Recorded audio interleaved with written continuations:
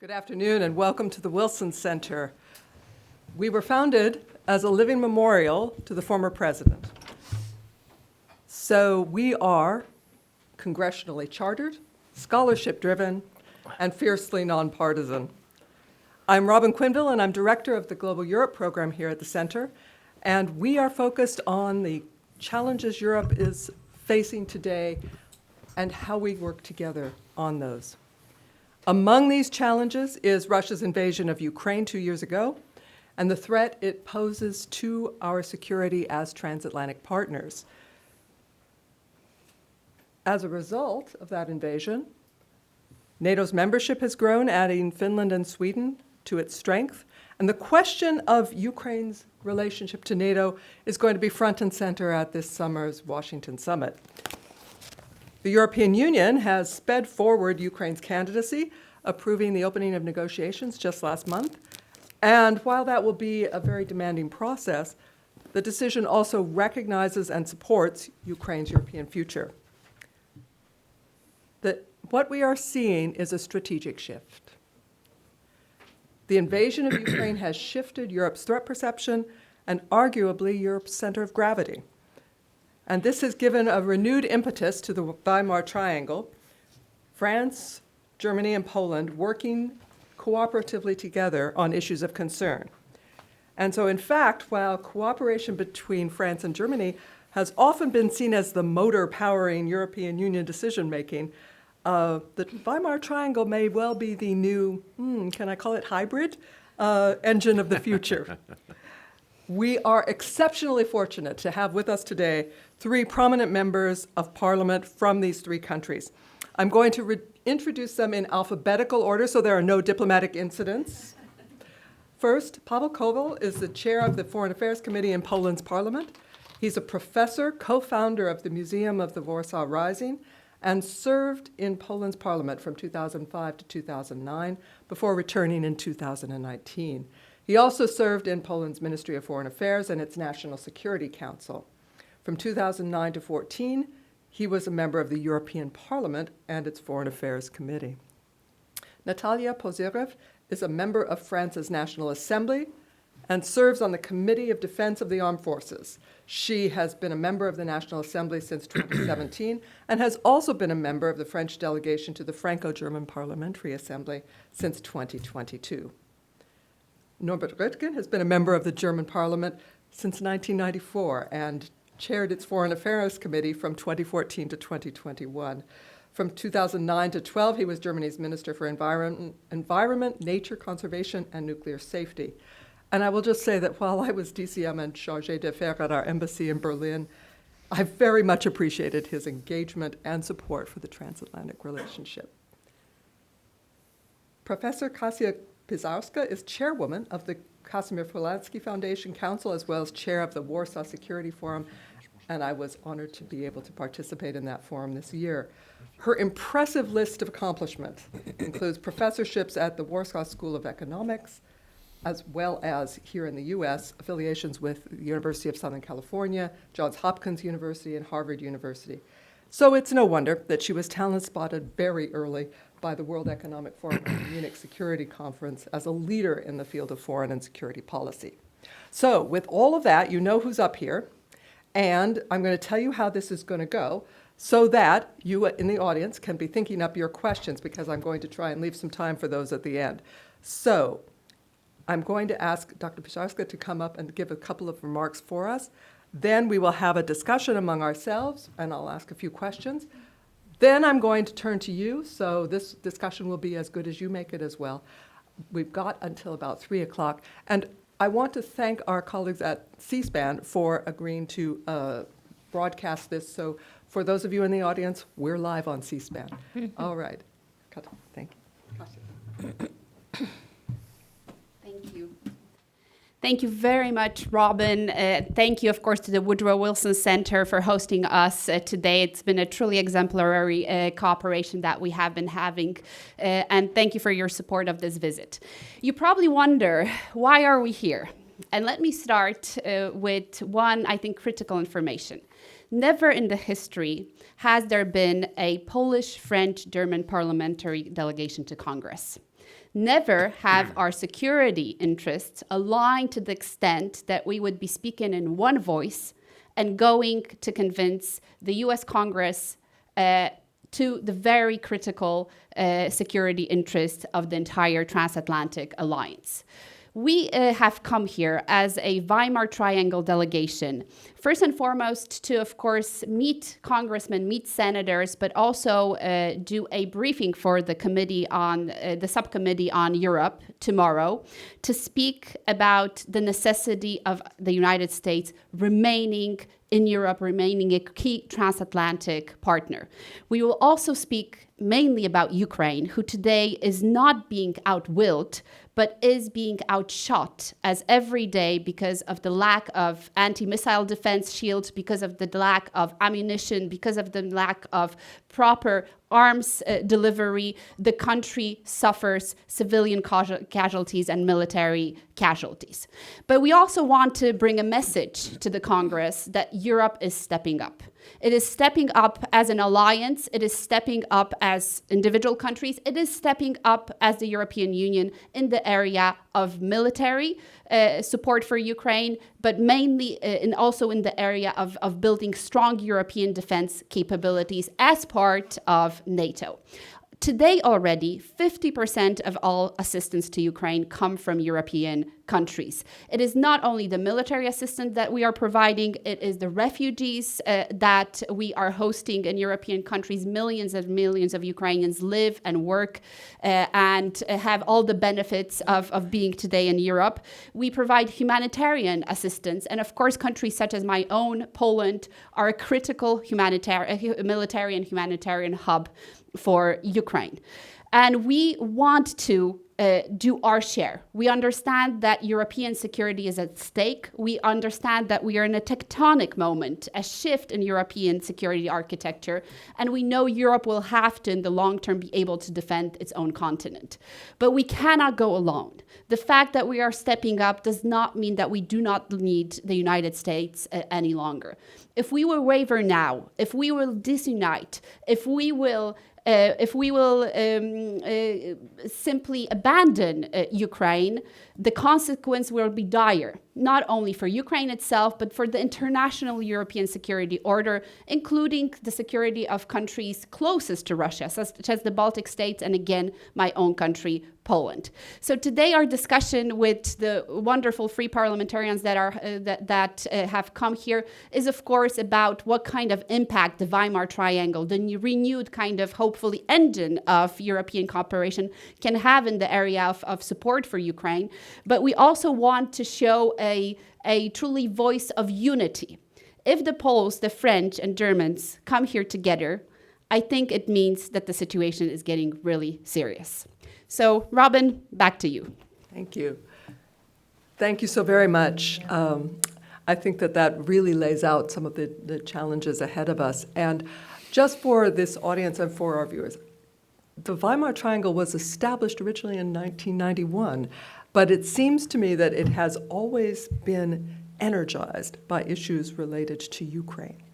For example, in 2014, when we had the referendum on Crimea, again, the Weimar Triangle ministers spring into action, right? Just ahead of the invasion in 2022, I believe, Mr. Krutkin, you were in fact a member of the delegation that went to Kyiv to show support.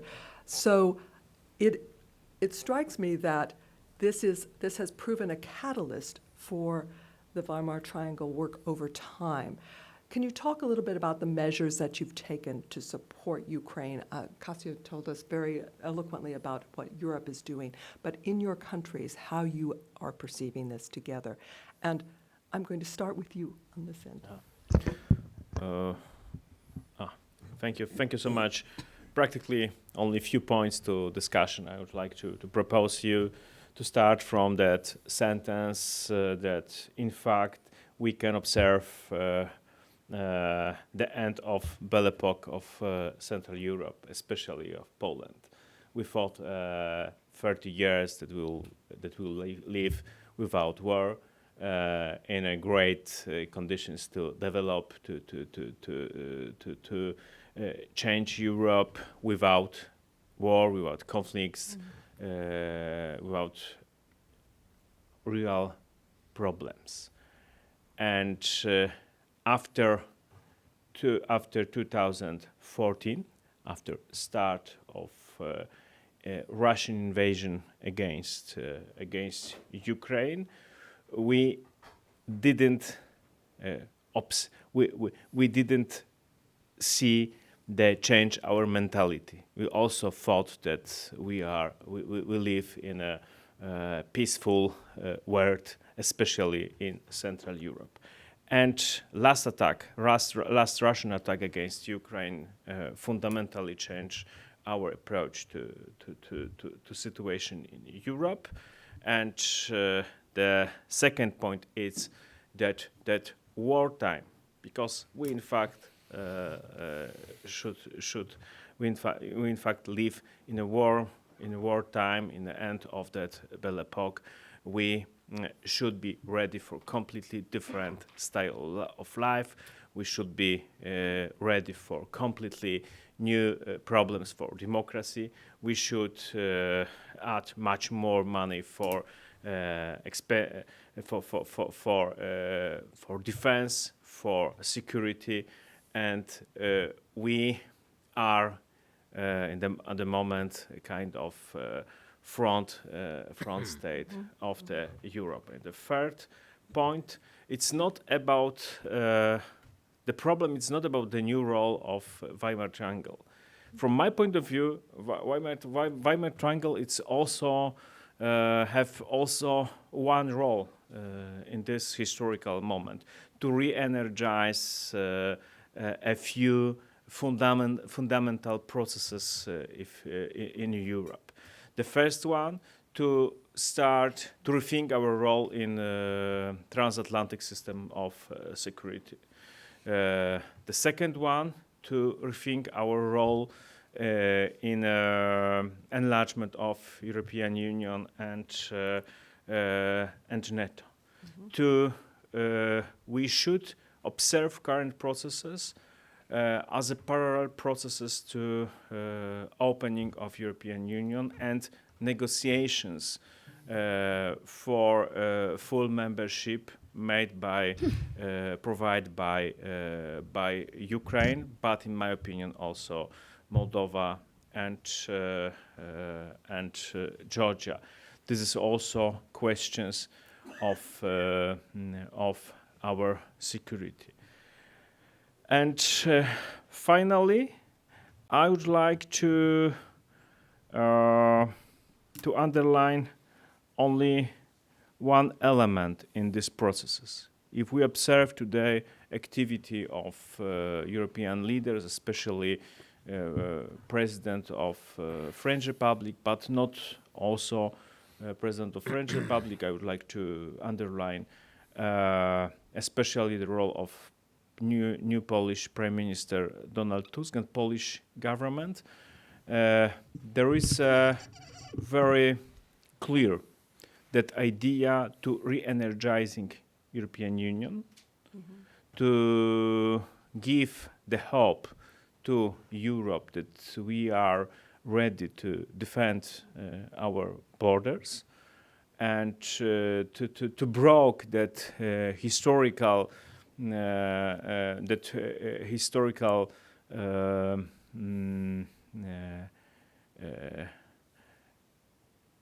problems with executions of our duties in the field of security. Practically every time after the First World War, we need American support to defend myself and to build guarantee for our security. And today we are discussing about the idea of strategic autonomy in that context. And this is a question. It's about strategic autonomy.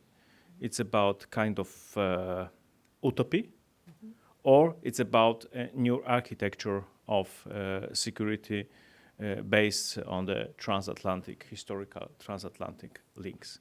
And the main problem is the consistency between our current declarations, also your speech and Professor Pisarska's speech, is based on the hope that we are ready to re-energize European Union using that Weimar Triangle, that potential of that three countries. And the question is to keep consistency between declarations, between promises and real action. And we should speak also about real, about our productivity in that way of changing of European Union and strengthening of transatlantic links. Thank you. Madame, tell me how you see this from the French side. Strategic autonomy has been mentioned. How does that fit into your perception of how the Weimar Triangle can be of use here? Mm-hmm. Yeah, first I would like to remind that the 24th of February of 2022 was a strong wake-up call for Europe, and that Europe has been really united, stood really united in support of Ukraine. We had this European summit in Versailles in 2022 in March, just 1 month afterwards, where European Union decided to put a bit more effort in military funding, and we decided for the sanctions as well. And then there were some, I would say, speeches and declarations that were made that we should have, at a certain point, the western part of Europe, we should have listened more to the eastern flank of Europe, listen more to our Polish friend and Baltic friends, that the threat was real and considerable. And then we come to now where the Weimar format is really, the Weimar Triangle is revived, and this is the point 2 years after, where we have now, I would say, a common strategy. We are more aligned on our perspectives. So there will come the strategic autonomy, of course, but I would say there are two pillars. First is, yes, we have to be more self-reliant. It doesn't mean that we have to be fully independent, but we have to boost our production capacities, that's for sure. And this is, I think, an objective that is shared by all the member states' countries.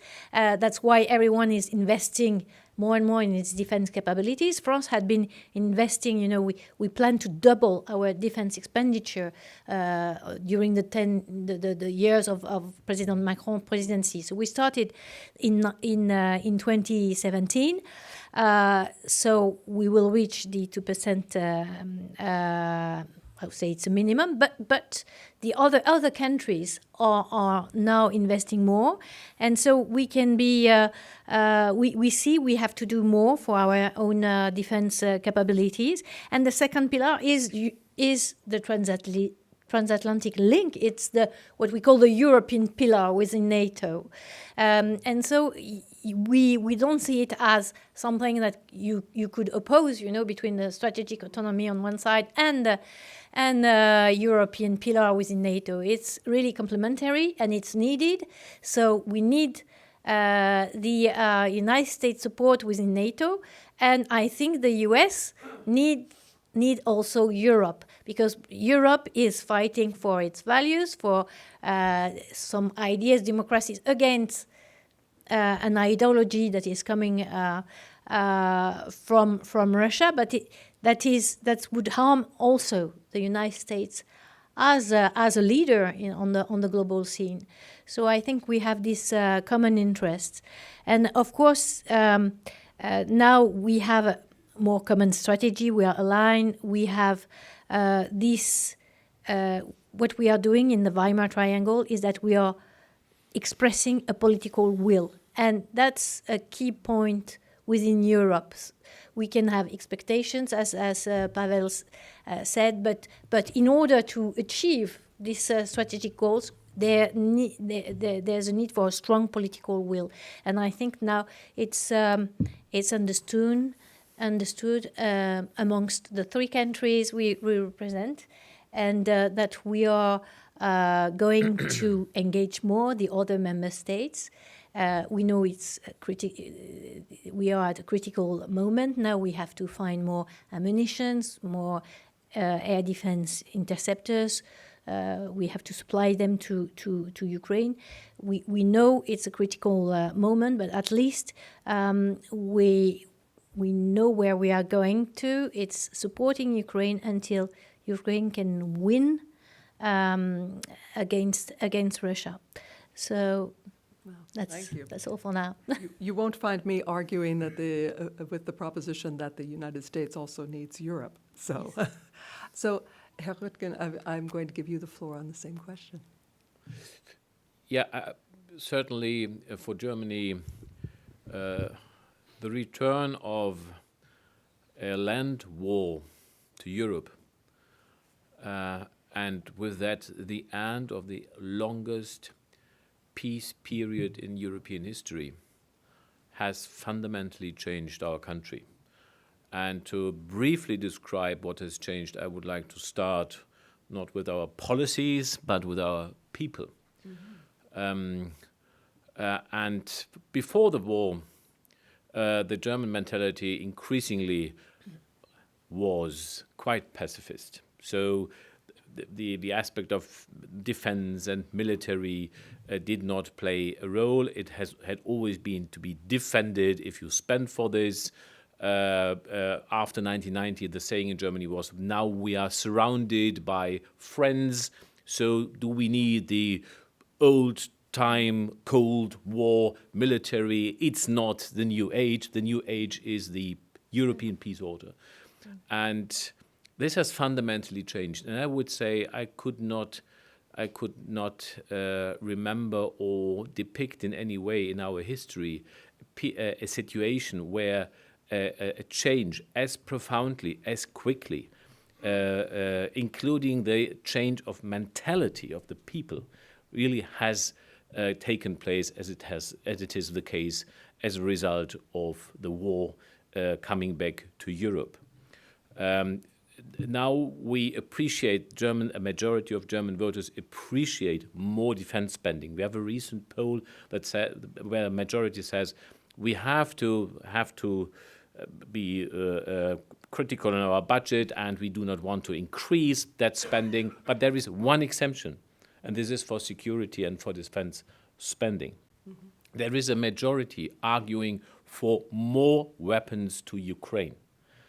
So unbelievable, 3 years ago from now, if anybody had proposed there could be a situation seeing Germany delivering weapons to any kind of conflict, because a traditional doctrine of German foreign policy was no weapons to an ongoing conflict, and certainly and particularly not if and when Russia is involved to that. So this is a fundamental shift, and the famous Zeitenwende, the sea change of policy, the German Chancellor announced in the Bundestag only 3 days after the war broke out on 27th of February. It has really taken root in the majority of the German people and population, and this is really remarkable. And this is a real hope that this is not only hope, this gives evidence to the fact that this is not for the moment, but this is a fundamental shift, a paradigm shift, including mentality and policy, both of this. In terms of policy, also a lot has happened. We agreed in a bipartisan, so with the support of the opposition, the largest opposition party, not all opposition parties, to establish a 100 billion special debt fund to fund our army, We abandoned. I have fought years with many friends from this country against Nord Stream 2. Now it was a matter of days that Nord Stream 2 was abandoned. I remember. But I remember. you remember that? Yes, yes. And the defense or the military support Germany has given to Ukraine in 22 and 23 amounts to around 12 billion euro. We have now 7 billion euros in our current budget. Of course, additional help for refugees, 1 million Ukrainian refugees, state aid, budget help, humanitarian aid. So really a lot has been done. However, and I will conclude with that, this is true for Germany, it's true for Europe, it's true for the West. We are not doing enough. If you compare what we are doing against the past, it's impressive, totally impressive, unimaginable. If you measure it from what is necessary to achieve our goals, and our goal is to defeat war. This is what is at stake. If war turns out to be successful, even and only partially successful, war would remain in Europe, and this would create a different Europe from today. We would not recognize this Europe when war gets established, because then it would extend, and it would come closer to us. So it's all about our own interests. Of course, it's solidarity for Ukraine and all that, but fundamentally, we are talking about our own interests, about our own Europe and what we are doing for that. And regarding and related to this, we are insufficient, and we really have to do more. As I said, much has changed, but the real and critical point is: are we doing enough for what is at stake? And the simple answer is no, we are not. And time is running out. Time is of the essence, and we have to really step up very quickly. Otherwise, the costs and the consequences would be of a historic dimension, negatively for all of us. I agree with you, and I think that what we see here and what we sometimes hear is we see all of these things that have happened in each of your countries in order to support. But you're right, the question political will is really key in all of this. And I think that sometimes there is a question of how long will this last? We've seen it's now, 18 to 20 countries of the NATO alliance have managed to reach the 2% or will do so this year. What I'm wondering is whether or not this configuration, the Weimar Triangle, can it be a way of ensuring that this continues sort of throughout Europe, that you are looking at this in this way together? Can you be persuasive beyond your own populations across Europe, and how do you see that going in the future? And maybe I will actually start with you, Madame, on this one, and suggest, since political will was something you identified as critical. Yes, I said that political will that is displayed by the Weimar Triangle has a capability to engage the other member states. For instance, Sweden and Finland joined the NATO, and they have great expectations as well. So what they could say, how we could coordinate better within the transatlantic alliance and within the EU. So we have to provide answers to all of the countries. Then you are asking me about the population as well. Mm-hmm. This is a difficult part of the parliamentarians. Mm-hmm. We need to maintain public support. That's not that easy, because what maybe the American citizens do not know is that the war has taken a toll on the European citizen too, because of the increase in energy prices, then the increase in the food prices, the inflation. And so each time you have you see your pouvoir d'achat, your living cost, increasing, then there's a tendency to react. Yes, we should take care more about our own living conditions. So this is very important to keep the momentum amongst our population. This is for sure to show that it's if there's no stability in Europe, there will be no prosperity. And I think there will be no less prosperity in the US as well, in fact, because all our economies are linked. But for sure, we have to keep them very much informed.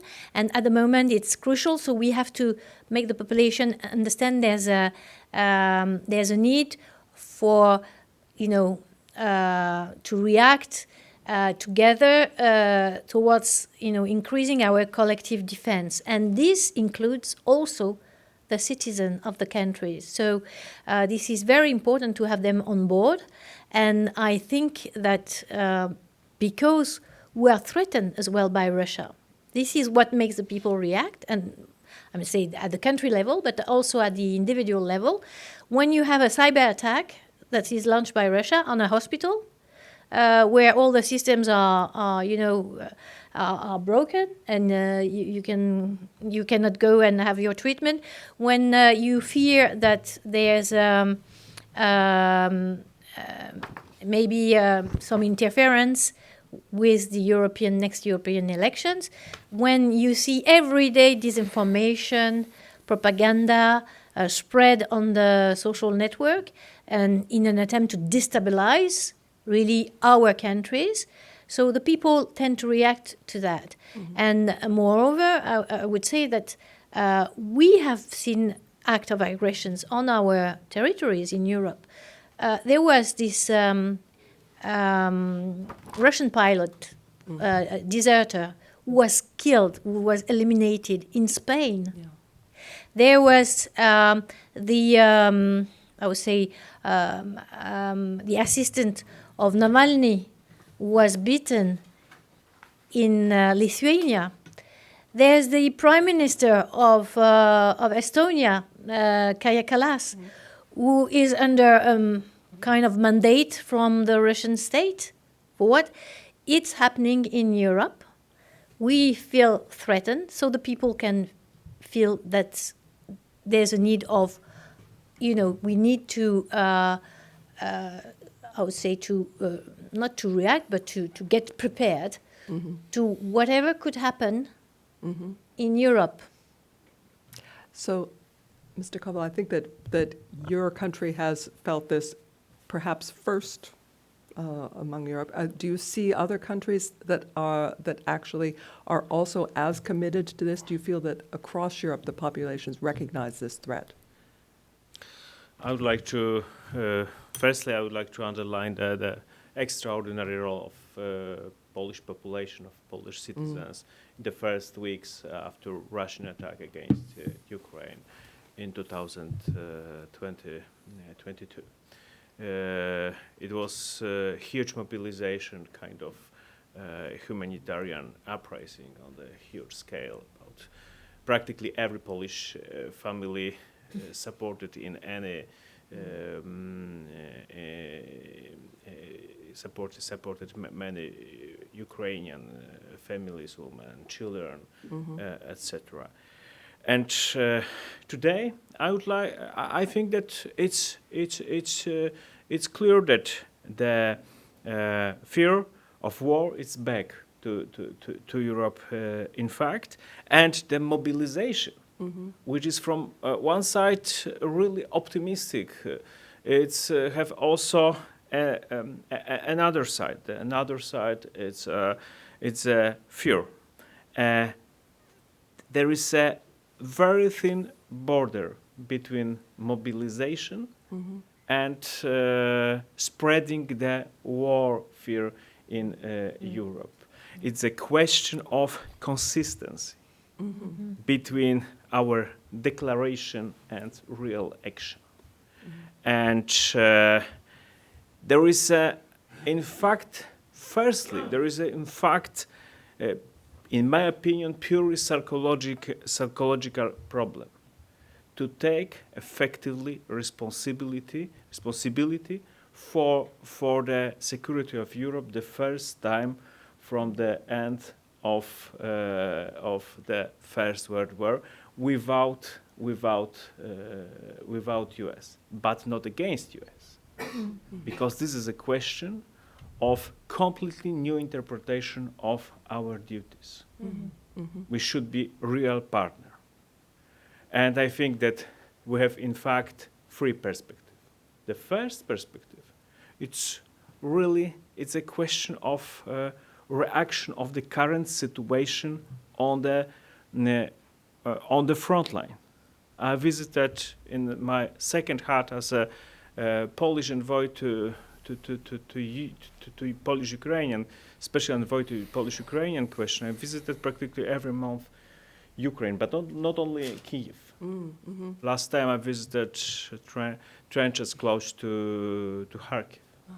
And I saw real situation. And I'm sure that the first question is reaction of the current situation. And that is paradox that I understood during the lunch with colleague of Natalie in Paris, that also with my current partner, I understood that the potential problems on the front line today, it's not only problems it's not only problem in the military, it's also problem for politics in Ukraine, legitimization of the power of Zelensky, and it's also a problem for the legitimization of our policy, our pro-international law policy last two years. We can imagine the results of the potential breaking of the front line in this year. For all democratic pro-Ukrainian governments and forces in the West. And this is the real situation today. If I say that we live in wartime, I mean not only military questions. I mean hybrid attacks, also against Poland, not only against Poland, also against Baltic states, cyber attacks, energy wars.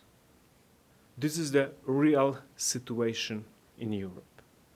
And because we should, in our task as a politician, it's during the forthcoming months to deliver ammunition.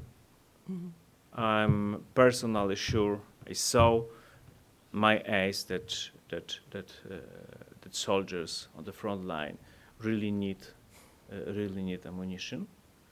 The second one, to re-energize production of ammunition and another military equipment in Europe. And the third step, strategic step, to have idea of a new shape of security in the West world. How we should deal in the future between US and Canada and European Union. How we should set new duties and relations in future after the war. From my point of view, it's my last point. It's an element of interest my country. It's to be ready for enlargement. Because we should deliver to Ukraine not only ammunition.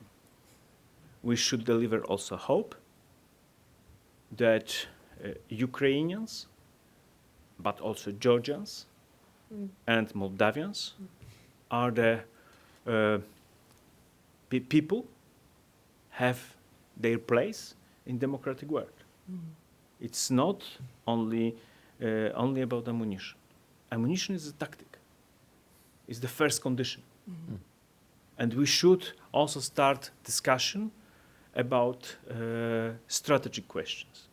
And strategic questions is a new order in the future. Yeah. Yeah. Okay. With that, I'm going to give the floor to Herr Röttgen, because when it comes to this question of changed strategic view and taking more responsibility, I think that many people look to Germany and say, "Are you ready?" Absolutely. This is, and this is a crucial question. I absolutely agree on that. I would say, in any way, this war has already produced a new, a different Europe, and it will further change Europe. But however, we are not only the object of changes which are imposed from outside to us, but we are also, and we can become actors in the emergence, the process of emergence of a new European architecture, a political order and a security architecture. And I would say there is this war, as horrible as it has produced a European moment.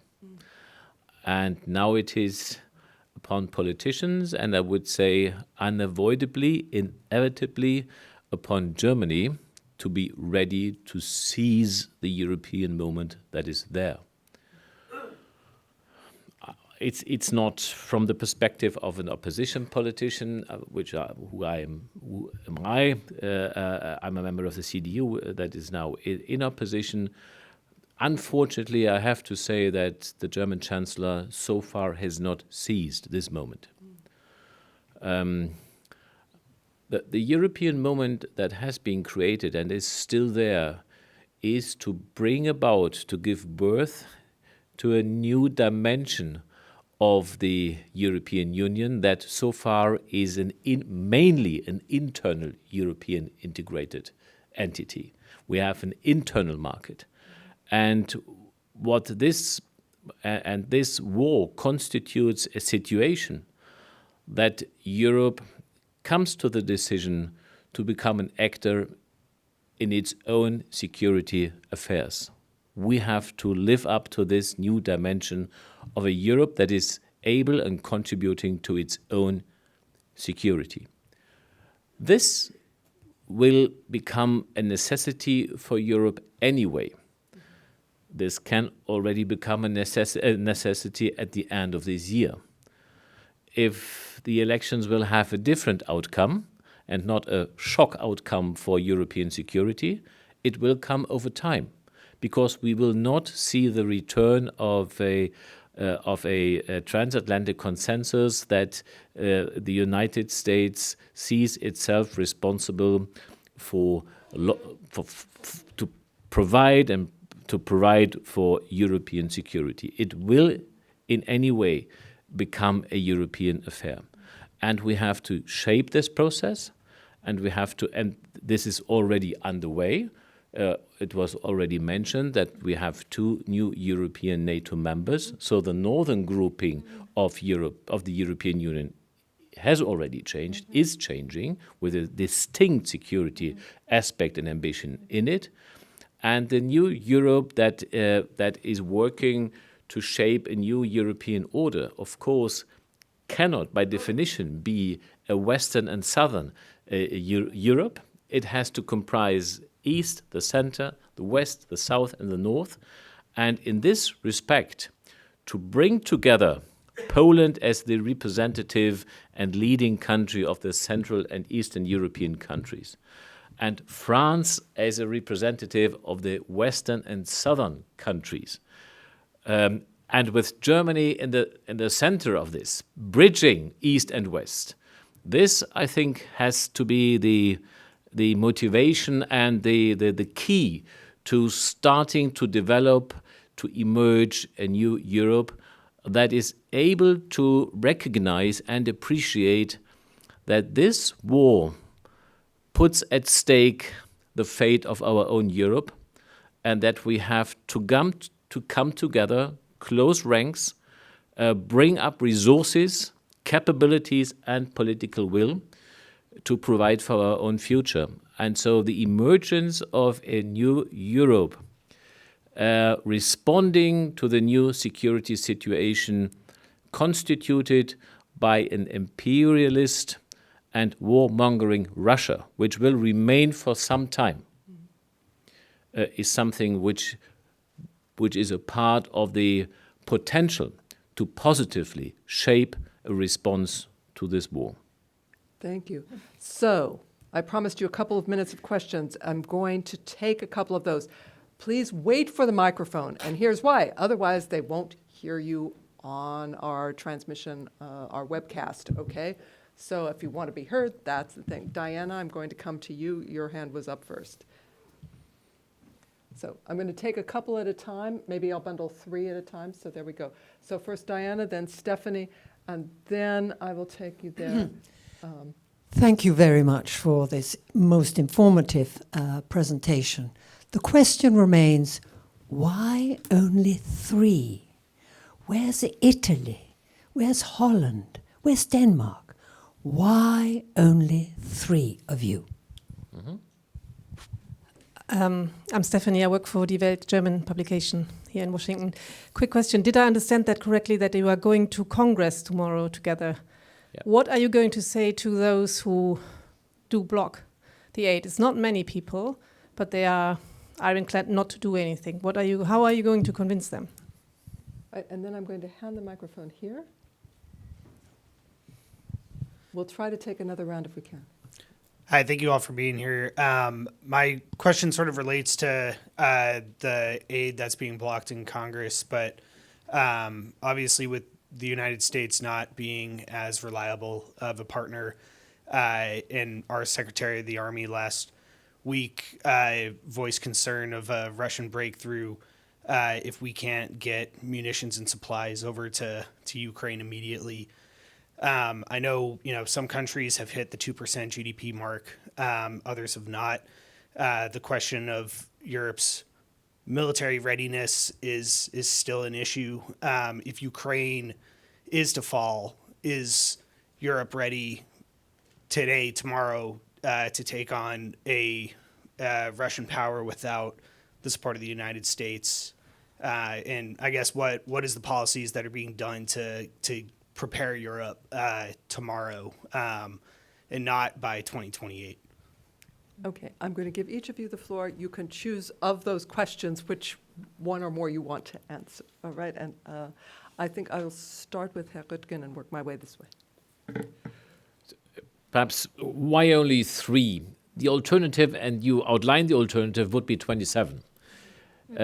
So we have a representative role, I would assume, and this is, as I said, it's east, center, and east. It's the west and the south, and Germany is the inevitable piece in the center of it. So I think it represents, in a way, Europe comprising east and west, and this is the symbol we want to deliver. What are the main arguments? Of course, there are a lot of arguments. I would argue vis-à-vis Congress. I would argue very fundamentally from the concept of common interest. It's an American interest that Europe is safe and strong. It's an American interest that Putin does not win. For Europe, and because it would be the victory also of others, also of Xi and also of Iran. So there is an international context in that. And America should be a part of the success that is unfolding in the change of Europe as we try to describe here. There is a fundamental change, and this is mainly due and a result of the transatlantic community and American support. So stay in Europe even now when we are adapting to security necessities. If your last question, and very briefly, if Ukraine falls, what would happen then? I think this is the argument. They are also fighting for our interests, and the smartest utilitarian, egotistic thing we should do in our own interest is to prevent this to happen, because then war would come closer to us. Madame. Yes, I would say to this, to add to what Norbert said, what we will tell to the congressmen in the next NATO summit. What will think about the future of the transatlantic alliance if the bill is not passed? And it links to what you said, sir. Will we think that US is a reliable partner or not? What is the signal that will be demonstrated to the rest, shown to the rest of the world? But you're right to question the European military readiness. First, it goes countries by countries. So if I take the example of France, of course, we have an operational army, but up to now we had, we were more targeting, say, expeditionary conflicts, like in Africa, in the Sahel. And this is a high-intensity conflict. And for sure, we don't have the stocks of weapons that we should have to fight against such a high intensity conflict. We are not engaged. We are not at war with Russia, but we feel really the need to supply more and more armament to Ukraine that we don't have in stocks. So what we have been doing is ramping up our production capabilities. So I can say for the Caesar, the hot visor. Now we have reduced the by 2, by 3, the amount of months necessary to produce such systems. We are trying to do the same with the missile and speed up really the process. We have pushed our industries. They are private industries, so we have put billions, tens of billions of common orders that have been passed to our industry. And we are trying to secure the procurement of some raw material. We are ramping up in the powder manufacturing, because if you want to have 155 ammunition, you need to have the basic powder. So it's securing strategic purchasing. It's securing the manpower as well. In our planning law that we passed last year, there's a mention about that the government could requisition some engineers from the civilian industry, from the aeronautics, to place them in the military industry. So it goes that far. We call it a war economy. Yes, an economy of war, or wartime economy. We are not really there, but this is the intention really to speed up the process. And for sure we have to adapt our policy in France, because we were accustomed to other kind of conflicts, for sure, and we have the nuclear deterrence, which make a lot of difference compared to other European member states in terms of strategy, global strategy. Sir.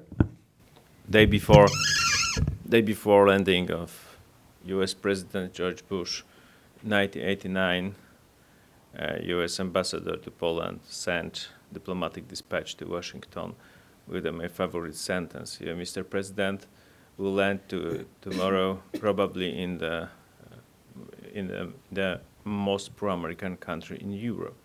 And there is a fact. And I would like to underline that our policy is based on the NATO and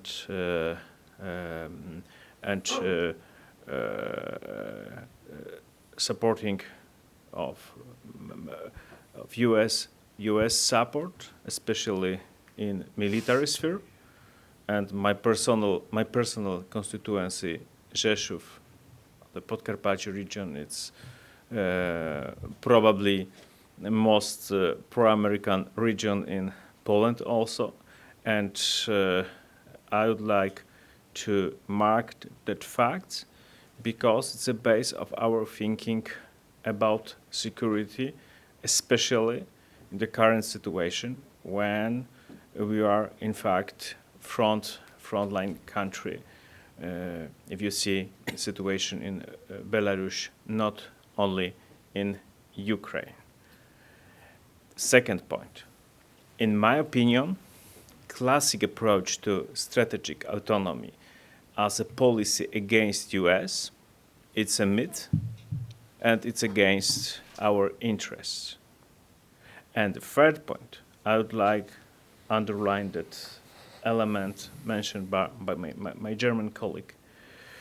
We have a chance for the kind of European moment, the momentum of changing of European policy. It's a new strategy of military dimension of integration plus enlargement. Enlargement of European Union and also enlargement of NATO. In context of European Union, it's about West is about Eastern neighbors. I mean Ukraine, Moldova, and Georgia, and also on the Balkans, Balkan countries. It's a unique chance to come back to the classic conservative roots of integration. I would like to mention Churchill's speech from Zurich 1946. It was about also European integration in context of European army. It's maybe today too much to say that we will build common army. But thanks to Speaker Johnson and thanks to former President Trump, we understood about two months ago that we should be ready for different scenarios. It's not against our alliance, especially in Polish context. It's not against our building of strengthening links with US. It's a kind of thinking in category of different scenarios.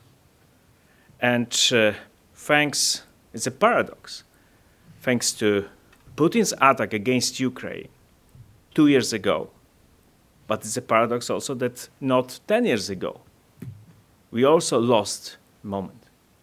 And thanks to Putin's attack, and thanks to very controversial, as we say, declaration of one of candidates for presidency in the US, we started to really thinking about our new role in transatlantic, in building of transatlantic bridge.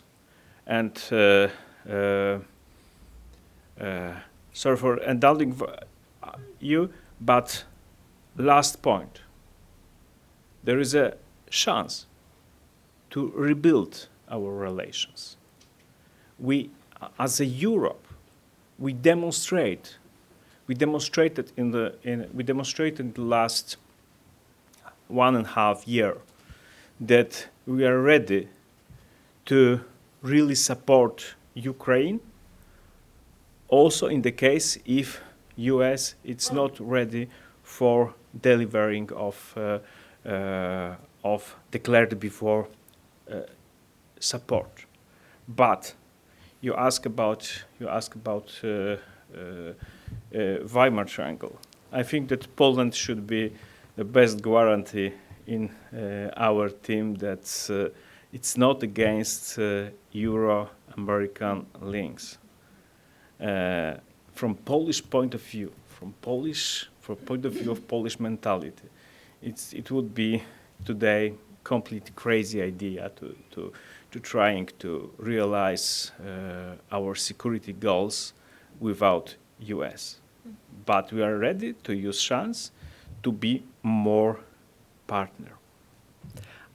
I think that is where we will have to leave it. I apologize to those of you in the audience who had questions that we simply overran. Forgive me, but I have to get the delegation on the road. I want to thank our participants very much for sharing these views with us. I think we all feel a lot smarter about the efforts that you are doing, and you have quite a heavy a series of meetings here in Washington, D.C., so best of luck. Would love to talk to you after that, but we'll have to think of some way to do it. Thank you also to the audience very much. Thank you so much. Thank you for having us. Thank you. Pleasure.